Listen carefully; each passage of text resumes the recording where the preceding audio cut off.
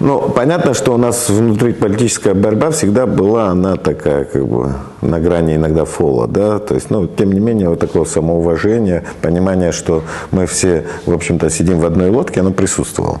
Тем не менее, вот я смотрю, последнее время у нас вот такая тенденция идет, что любая критика власти, она, как бы, определенными силами в той же власти как бы позиционируется как некие антироссийские настроения, да, то есть и я это вижу, что это творчество условно, вот это антироссийские настроения, да, оно потом уже получает уже некий прикладной характер, да, то есть очень много граждан, которые, переходя границу на реке Псов, да, их там останавливают российские спецслужбы, потом выясняется, там разные люди, там от людей,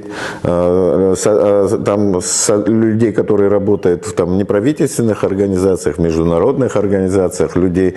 Вот недавно, совсем недавно, Ибрагим Чкадо, наш журналист, писатель, режиссер, там, фотограф, да, он там ездил в Москву получать премию, литературную премию имени Фазиля Искандера, его тоже там задержали на границе, держали минут 40, потом он поехал в Москву, получил эту премию, возвращался, его опять держали. То есть напротив его фамилии существует такая метка.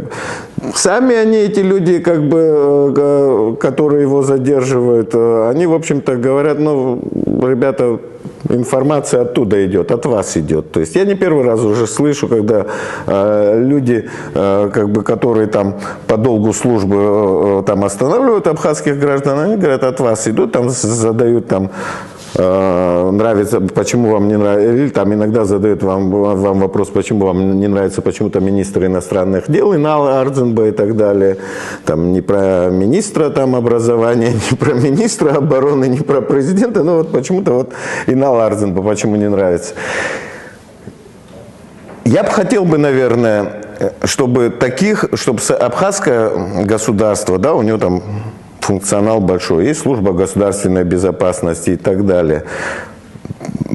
Кто-то сливает вот эти списки граждан, абхазских граждан, законопослушных, которым, я как понимаю, абхазского государства нет никаких претензий, иначе бы они там какие-то уголовные дела возникали бы и так далее. Но нет никаких претензий.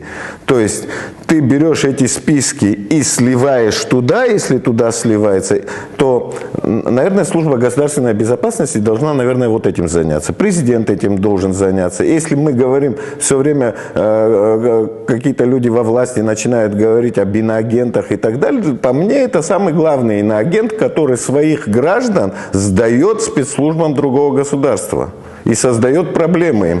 Спецслужбы другого государства не знают, что с этим. Да, не знают, что с этим делом, но он хочет явно, чтобы им создали проблемы. То есть, да, то есть я просто, пользуясь эфиром, я хочу просто обратиться, я не знаю, там президент, который там, отвлекитесь, уважаемый Аслан Георгиевич, от экономических вопросов, есть и другие вопросы, которые касаются обычных граждан, да, займитесь вот этим вопросом.